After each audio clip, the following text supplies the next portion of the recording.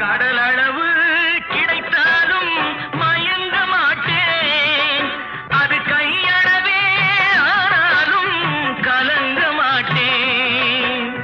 உள்ளத்திலே உள்ளதுதான் உலகம் கண்ணா, இதை உணர்ந்து கொண்டே துன்பமெல்லாம் விலகும் கண்ணா. உணர்ந்து கொண்டேன் துன்பமெல்லாம் விலகும் கண்ணா. ஆட்டுவித்தால்